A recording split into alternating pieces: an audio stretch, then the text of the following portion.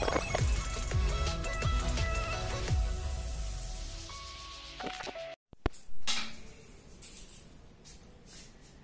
विद्यार्थी मित्रांनो, मी दीपाली कुलकर्णी देशमुख माझ्या विंग्स ऑफ फिजिक्स या चॅनलमध्ये आपलं सगळ्यांचं मनपूर्वक स्वागत करते। बोर्ड परीक्षेसाठी आपली क्विक रिव्हिजन सिरीज सुरू आहे आणि चॅप्टर आहे रोटेशनल डायनॅमिक्स आणि त्याचा चौथा भाग आपण बघतो आहोत। हा भाग हा अत्यंत महत्वाचा आहे असं मी म्हणेल, कारण का तर रेग्युलरला पण याच्यावर तुम्हाला एमसीक्यू येतात किंवा 1 मार्क्सचं जे सेंटेन्स आहे very short answer question number 2 मध्ये एका वाक्यात उत्तर, त्यामध्ये याच्यावर प्रश्न येऊ शकतो आणि सीईटीला 60% प्रश्न ह्या एवढ्या चार्टवर येणार आहेत। आलं का लक्षात? आणि म्हणून तुम्ही काळजीपूर्वक हा सगळा भाग बघा। जेवढ्या तुम्हाला बॉडी दाखवता येणं शक्य आहे तेवढ्या मी दाखवणार आहे, म्हणजे तुम्हाला लक्षात ठेवणं सोपं होईल। तर वेळ न घालवता आपण सुरू करूयात। तर movement of inertia of A different body about different axis of rotation. कारण मागच्या भागात तुम्ही पाहिलं की मुवमेंट ऑफ इनर्शिया म्हणजे काय आणि मुवमेंट ऑफ इनर्शिया हा त्या बॉडीचा, समजा हा रॉड आहे तर त्याचा प्रत्येक ऍक्सिस बद्दलचा, म्हणजे त्या बॉडीचा ऍक्सिस बदलला की त्याचं मुवमेंट ऑफ इनर्शिया बदलतं आणि म्हणून एकाच बॉडीचे त्याच्या डिफरंट ऍक्सिस बद्दलचे मुवमेंट ऑफ इनर्शिया आज आपल्याला बघायचे आहेत। मग आता पहिली बॉडी घेऊयात आपण, थिन युनिफॉर्म रॉड। असा हा रॉड आहे, याला असं कन्सिडर करा आणि हा थिन युनिफॉर्म रॉड आहे, याचं मास स्मॉल m आहे आणि त्याची लेंथ l आहे। इथपर्यंत समजलं? आता पहिला axis passing through its centre त्या रॉडच्या बरोबर सेंटर मधून जातो आणि त्याच्या प्लेनला परपेंडिक्युलर असतो, मग त्याची व्हॅल्यू असते ml²/12। बघा मी इथं रॉड दाखवलाय आणि पहिला ऍक्सिस ml²/12। मग आता इथं आपण लिहूयात हा रॉड आहे आणि त्याच्या सेंटर मधून जाणाऱ्या ऍक्सिस बद्दलचं मुवमेंट ऑफ इनर्शिया आहे ml²/12। आता दुसरा axis passing through it's one end, बघा कुठला तरी एक एंड, इथून तरी घाला नाहीतर इथून तरी घाला। मग आता हे जर टोटल लेंथ l असेल तर हे दोन ऍक्सिस आता पॅरलल झाले आणि सेंटर मधल्या बद्दलचं झालंय ml²/12 आणि ह्या ऍक्सिस बद्दलचं काढायचंय। मग कोणता थेरम वापरायचा? Theorem of A parallel axis. आणि मग थेरम ऑफ पॅरलल ऍक्सिस जर तुम्ही वापरला ml²/12 प्लस मास आणि दोन ऍक्सिस मधल्या अंतराचा वर्ग, तर हे डिस्टन्स झालेलं आहे आता दोन ऍक्सिस मधलं l/2 चा स्क्वेअर आणि याला जर तुम्ही सोडवलं तर तुमचं उत्तर येणार आहे ml²/3। बघा तुम्ही सोडवा, आता तुमच्याकडे वेळ कमी आहे आणि म्हणून मी डायरेक्टली व्हॅल्यू सांगते। ही व्हॅल्यू येणार आहे तुमची ml²/3। कुठलं पण एंड, इथलं घ्या नाहीतर हा पण ऍक्सिस घ्या। हे बघा हे एंड, या दोन्ही बद्दलचं मुवमेंट ऑफ इनर्शिया झालं one end, that is ml²/3। आता असा ऍक्सिस घ्यायचा तो अजून ह्या दोन्हींच्या मधला आहे, बघा ह्या दोन्हींच्या मधला ऍक्सिस, ह्या दोन्हींच्या मधला। मग आता ह्या दोन्हींच्या मधलं अंतर किती झालं? l/4, l/2 च्या निम्मे, म्हणजे हे अंतर किती झालं? l/4 आणि ह्या ऍक्सिस बद्दलचं मुवमेंट ऑफ इनर्शिया आता आपल्याला बघायचं आहे। तिसरं, मग आता थेरम ऑफ पॅरलल ऍक्सिस वापरायचा। हे झाले ml²/12 आणि इथं फक्त घ्यायचं l/4 चा स्क्वेअर आणि हे जर तुम्ही सोडवलं ना बाळांनो तर तुम्हाला याची व्हॅल्यू मिळेल 7/48 ml²। किती व्हॅल्यू मिळेल ही? 7/48 ml², 7/48 ml² आणि हे बोर्डाला आलेला आहे, PYQ आहे हा, एक वर्षी एमसीक्यू विचारलेला आहे आणि म्हणून तिसरी व्हॅल्यू 7/48 ml²। हे तुम्ही सोडवू शकता आणि म्हणून ही तिसरी व्हॅल्यू आपल्याला मिळाली 7/48 ml²।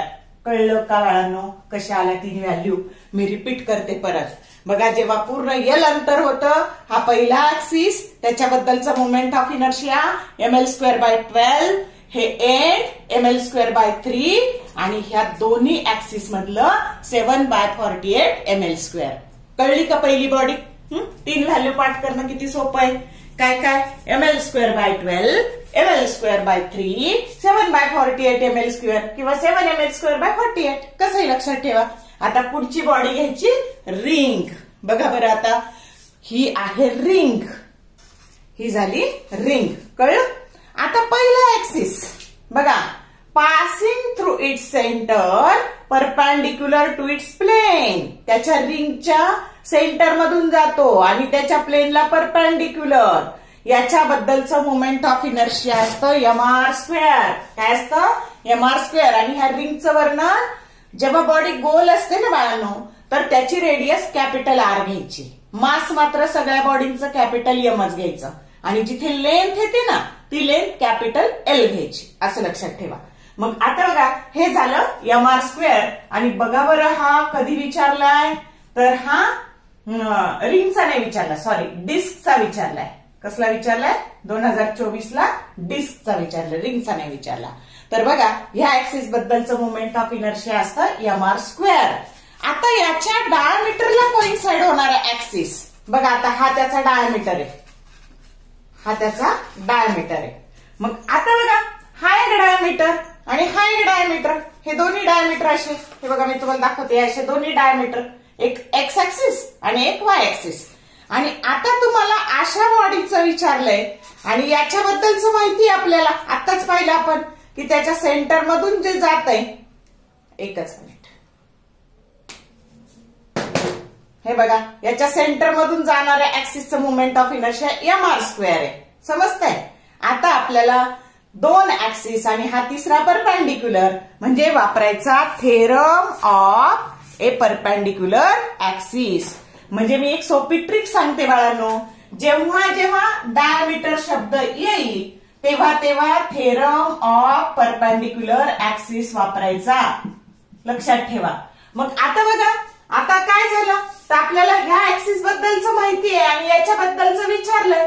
मग आता Ix आणि Iy हे दोन्ही ऍक्सिस त्याच्या डायमीटरला कोइन्साइड होतात आणि याच्याबद्दलचं Iz आपल्याला माहिती आहे. मग हे आहे तुमचं, हे झालं 2ID आणि ID शोधायचंय आणि याची किंमत आहे mr². मग हे Iz भागिले 2 झाले. समजतंय का?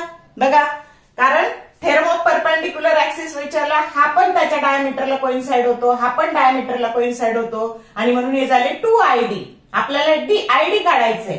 मग ID बरोबर काय झालं, Iz/2. तर Iz ची हा Iz आहे, हा Ix आहे आणि अजून एक जर तुम्ही असं इकडे काढला तर तो Iy आहे आणि मग हे Iz ची व्हॅल्यू mr² आणि त्याला 2 ने भागलं आणि म्हणून डायमीटरला कोइन्साइड होणारा रिंगचा ऍक्सिस त्याची व्हॅल्यू आहे mr²/2.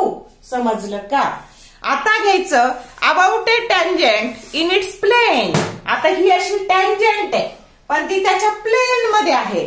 मग आता ह्या ऍक्सिस बद्दलचा आत्ताच मोमेंट ऑफ इनर्शिया काढला आपण, ते किती आलेलं आहे आपलं mr²/2 आलेलं आहे आणि याच्याबद्दलचं काढायचंय टँजंट इन इट्स प्लेन. मग आता बघा आता वापरायचा थेरम ऑफ पॅरलल ऍक्सिस. मग आता थेरम ऑफ पॅरलल ऍक्सिस, मग थेरम ऑफ पॅरलल ऍक्सिस नुसार काय येईल, तर हे अंतर हे झालं r आणि मास mr² आणि म्हणून आता बघा tangent parallel mr²/2 plus mr² आणि मग ही व्हॅल्यू झाली 3/2 mr². काय झाली ही व्हॅल्यू 3/2 mr². कळली का? आणि आता about a tangent perpendicular to its plane. ही टँजंट त्याच्या प्लेनला परपेंडिक्युलर समजतीये आणि ह्या ऍक्सिस बद्दलचं माहिती आपल्याला काय ते mr². मग mr² आणि परत थेरम ऑफ पॅरलल ऍक्सिस. मग mr² आणि mr² किती झाले 2mr². किती झाले ते 2mr². बघा mr² प्लस mr², हे tangent perpendicular to its plane, तर ही व्हॅल्यू झाली 2mr². समजतंय का बाळांनो? ही झाली 2mr². बघा मी एक एक लिहिलेलं आहे आणि आता एक ट्रिक सांगते. टँजंट आलं अबाउट ए टँजंट तर कोणता थेरम वापरायचा, पॅरलल ऍक्सिसचा थेरम वापरायचा. आणि डायमीटर जर आलं तर कोणता थेरम वापरायचा, परपेंडिक्युलर ऍक्सिसचा थेरम वापरायचा. आणि हे जर कळलं ना तर डिस्कचं एकदम सोपं आहे आणि हे डिस्कचं तुम्हाला हा 2024चा PYQ आहे. 2024चा PYQ आहे. डिस्कचं विचारलं होतं. समजलं का? मी परत एकदा सांगते. हे बघा, ही रिंग, ह्या ऍक्सिस बद्दलचं mr². डायमीटरला कोइन्साइड होणार असलं की त्याला फक्त 2 ने भागायचं, mr²/2. टँजंट पॅरलल, त्याच्यात mr² मिळवायचं आणि टँजंट परपेंडिक्युलर, तर ह्याच्यात परत mr² मिळवायचं. ही टँजंट परपेंडिक्युलर. असं समजलं का? या पद्धतीने. आता बघा, आता पुढची बॉडी आहे आपली डिस्क. काय घ्यायची? डिस्क. आता बघा, ही डिस्क आणि त्याचा हा axis. About an axis passing through its center perpendicular to its plane. आणि त्याची व्हॅल्यू असते mr²/2. आता डिस्कचं वर्णन काय? m is the mass of the disc and r is the radius of the disc. आणि ही व्हॅल्यू असते mr²/2. समजलं? आता बघा, इथे ही डिस्क आहे. आता असं कन्सिडर केलं, हे मधलं भरून टाकायचं असं, म्हणजे रिंगची काय तयार झाली? डिस्क. आणि हे आहे mr²/2, पहिली व्हॅल्यू. आता डायमीटरला कोइन्साइड होणारा ऍक्सिस बघा. आता हा एक ऍक्सिस आणि हा एक ऍक्सिस, हे त्याच्या डायमीटरला कोइन्साइड होतात.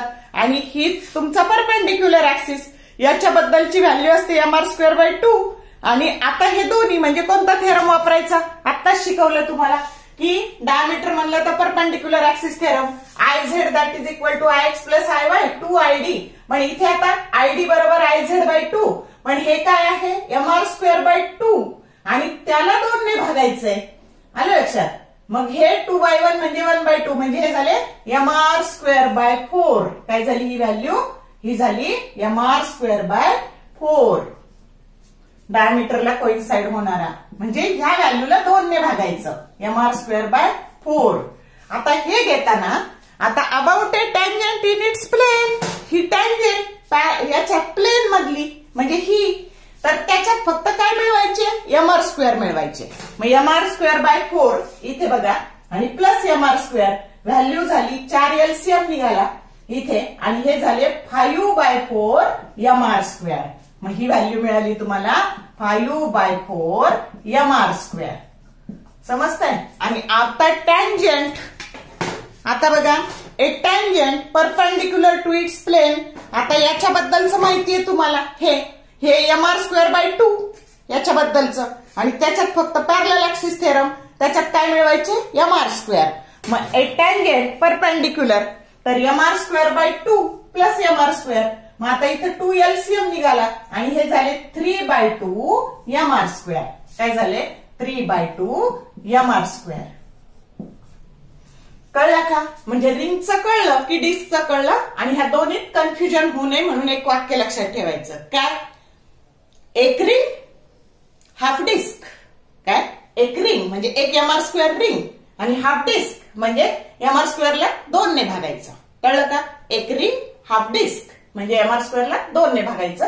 आणि मग पुढचं माहितीये तुम्हाला, एकदा हे मिळालं की याला 2 ने भागायचं, याच्यात mr² मिळवायचं, आणि याच्यात mr² मिळालं की हे तसंच हे मिळालं की याला 2 ने भागायचं, त्याच्यानंतर याच्यात mr² मिळवायचं, मग हे, आणि याच्यात mr² मिळालं की हे.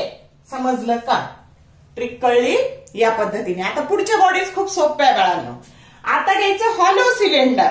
आता बघा बरं, हे हॉलो सिलेंडर आहे आणि हा ऍक्सिस की जो त्याच्या सेंटर मधून जातो आणि त्याच्या प्लेनला परपेंडिक्युलर, हा ऍक्सिस.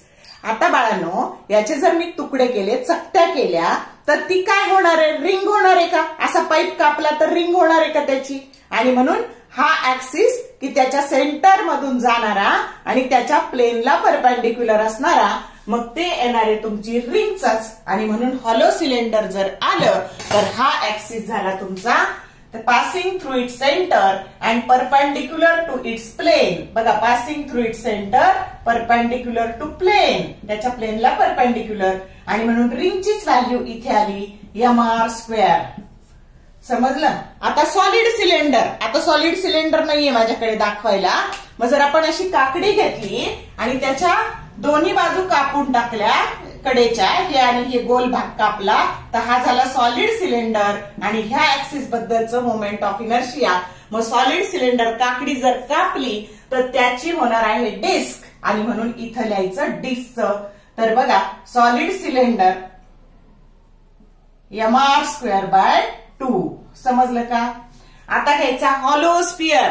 आता टेनिसचा बॉल हा असा हॉलो स्पियर आणि त्याच्या सेंटर मधून जाणारा ऍक्सिस, त्याचा मोमेंट ऑफ इनर्शिया. आता माझ्याकडे नाहीये बॉल दाखवायला, तर 2/3 mr².